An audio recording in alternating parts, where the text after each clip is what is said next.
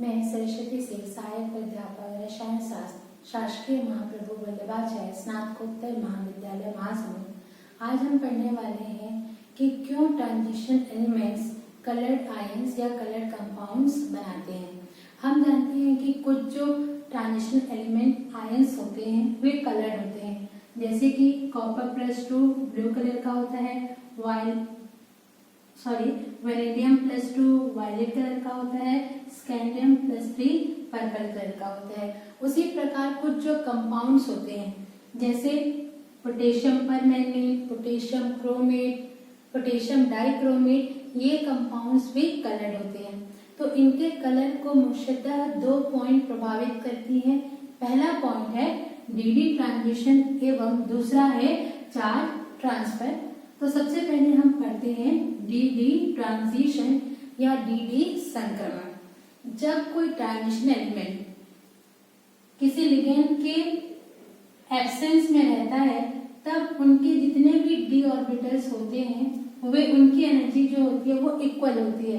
अर्थात यहाँ पे देख सकते हैं ये dxy, dyz, dz, dx2y2 and dz2, इन पांचों ऑर्बिटल्स की ऊर्जा बराबर होती है। लेकिन जब वे किसी लिगेंड के संपर्क में आते हैं या जब वे कोई कॉम्प्लेक्स का निर्माण करते हैं तब ये जो डी ऑर्बिटल्स होते हैं उनकी स्प्लिटिंग हो जाती है। स्प्लिटिंग हो जाने से जो 3 नॉन एक्सियल डी ऑर्बिटल्स होते हैं dxy, dyz और dzx, उनकी ऊर्जा पहले से कम हो जाती है एवं जो 2 एक्सियल ऑर्बिटल होते हैं अर्थात dx2, y2 एंड dz2, इनकी ऊर्जा पहले से बढ़ जाती है। ये जो dxy, dyz, dzx हैं इनको T2g कहा जाता है और जो एक्सियल वाले होते हैं उनको Eg कहा जाता है। और उनके बीच का ये जो ऊर्जा का अंतर होता है उसे क्रिस्टल फील्ड स्प्लिटिंग एनर्जी या क्रिस्टल क्षेत्र विपाटन ऊर्जा कहा जाता है। ये देखा गया है कि जब इनकी स्प्लिटिंग होती है तब ये जो इलेक्ट्रॉन्स है T2g में वे एनर्जी एब्सॉर्ब करके हायर एनर्जी लेवल में पहुंच जाते हैं। तो जो एनर्जी वे एब्सॉर्ब करते हैं वह विजिबल रेंज में आता है, जिसके कारण हमें जो कंपाउंड्स या जो आयंस होते हैं वे रंगीन दिखाई देते हैं। तो हम कह सकते हैं कि अगर किसी डी ऑर्बिटल्स में अयुग्मिक इलेक्ट्रॉन हैं तो उनमें डीडी संक्रमण तो होगा और उसके बाद जो इलेक्ट्रॉन्स हैं वे लोअर एनर्जी लेवल से हायर एनर्जी लेवल में जंप करते हैं, जिसके कारण वे एनर्जी एब्सॉर्ब करते हैं और जो एनर्जी वो एब्सॉर्ब करेंगे वो विजिबल रीजन में होने के कारण कंपाउंड जो है वो हमें कलर्ड नजर आएगा। और एक चीज ये बहुत इंपॉर्टेंट है कि जो मॉलिक्यूल है वो एब्सॉर्ब करता है उसका कॉम्प्लीमेंट्री जो कलर होता है वो हमें दिखाई देता है।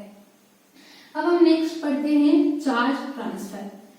डीडी ट्रांजिशन में हमने पढ़ा कि वही कंपाउंड्स या आयंस कलर्ड होंगे जिनके पास अयुग्मिक डी इलेक्ट्रॉन्स होंगे, लेकिन कुछ ऐसे भी कंपाउंड्स हैं जिनके पास अयुग्मिक डी इलेक्ट्रॉन्स नहीं हैं लेकिन फिर भी वे कलर्ड है, जैसे कि KMnO4, पोटेशियम डाइक्रोमेट या क्रोमेट। ऐसा इसलिए होता है क्योंकि इनमें एक एलिमेंट के एटॉमिक ऑर्बिटल से इलेक्ट्रॉन्स दूसरे एलिमेंट के एटॉमिक ऑर्बिटल्स में जाते हैं, जिनके कारण ये एनर्जी एब्सॉर्ब करते हैं जो कि विजिबल रीजन का होता है और अल्ट्रावायलेट रीजन का होता है, जिसके कारण उनकी जो कलर है वो ज्यादा डार्क होती है एज कंपेयर टू वे कंपाउंड्स जो डीडी ट्रांजिशन शो करते हैं।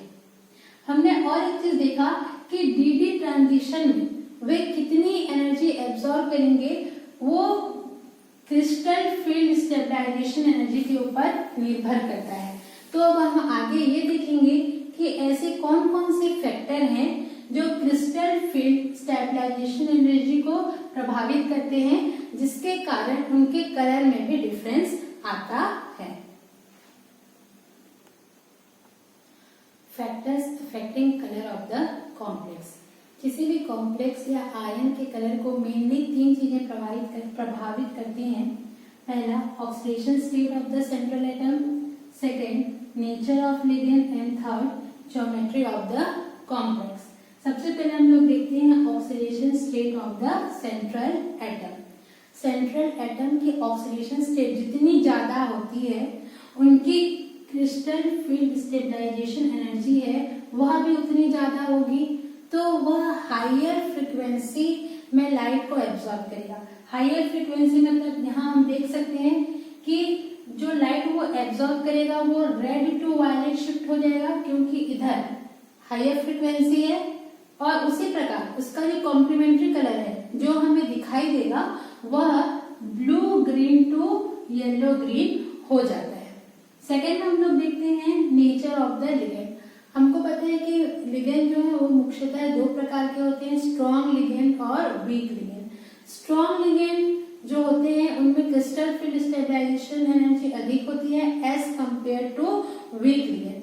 अगर हमारे पास कोई वीक लिगेंड है, जैसे हम एग्जांपल के थ्रू देखते हैं, साइनाइड एक स्ट्रॉन्ग लिगेंड है और OH माइनस वीक लिगेंड है।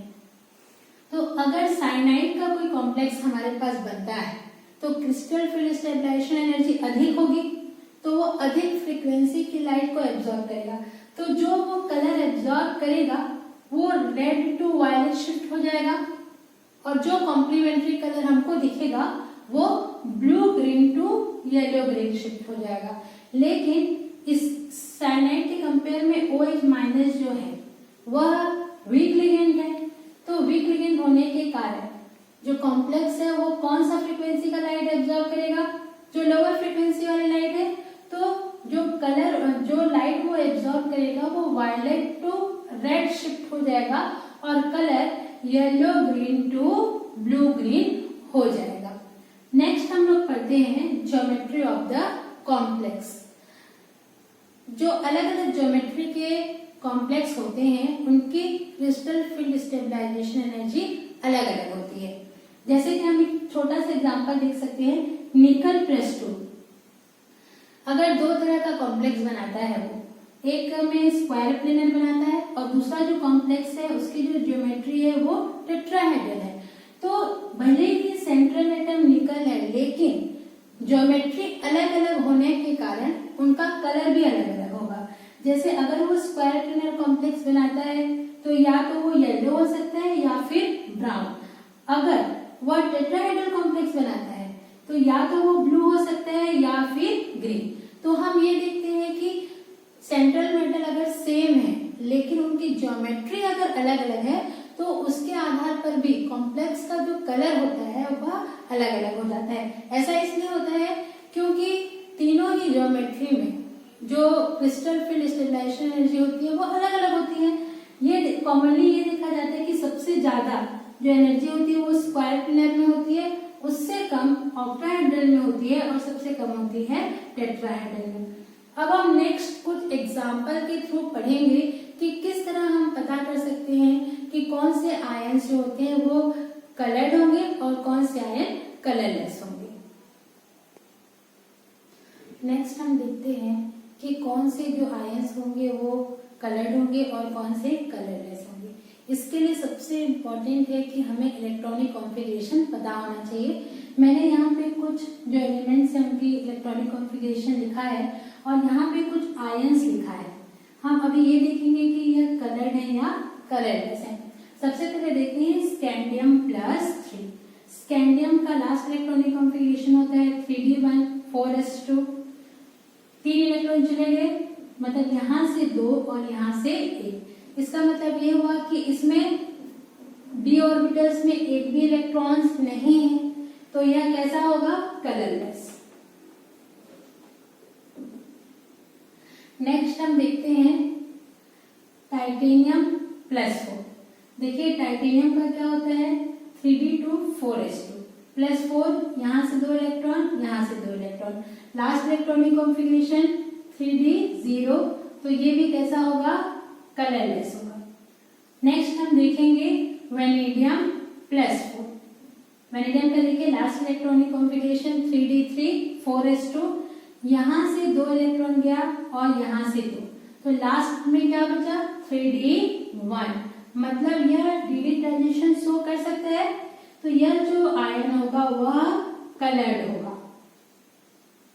नेक्स्ट हम देखते हैं क्रोमियम +3। क्रोमियम का लास्ट इलेक्ट्रॉनिक कॉन्फ़िगरेशन देखिए 3d5 4s1, यहाँ से 1 इलेक्ट्रॉन गया और यहाँ से 2, तो ये हो जाएगा 3d3। चूंकि इसमें भी अयुग्मित डी इलेक्ट्रॉन उपस्थित हैं, इसी कारण ये भी कलर्ड होगा। नेक्स्ट हम देखते हैं कॉपर +1। यहाँ पे देखिए कॉपर का last electronic configuration 3d10 4s1 है, यहाँ से 1 इलेक्ट्रॉन चला गया, कितना बचा 3d10। ये भी जो डी ऑर्बिटल्स है वो कंप्लीटली फिल्ड है, यहाँ पर भी डी ट्रांजिशन इसी का पॉसिबल नहीं है, तो यह जो आयन होगा वह कलरलेस होगा। अब हम देखते हैं दूसरा एग्जांपल कॉपर +2। अगेन कॉपर का last electronic configuration 3d10 4s1, यहाँ से 1 इलेक्ट्रॉन गया, यहाँ से 1 इलेक्ट्रॉन गया, मतलब 3d9, अर्थात इसमें एक अयुग्मित इलेक्ट्रॉन पाया जाता है। तो यह जो कंपाउंड, यह जो आयन होगा वह कलर्ड होगा। तो इस तरह से हम किसी एलिमेंट के इलेक्ट्रॉनिक कॉन्फ़िगरेशन से यह जान पाएंगे कि कौन सा जो कंपाउंड या कौन सा आयन है वह कलर्ड होगा या कलरलेस। अब हम नेक्स्ट वीडियो में इनकी और भी प्रॉपर्टीज के बारे में डिटेल में पढ़ेंगे।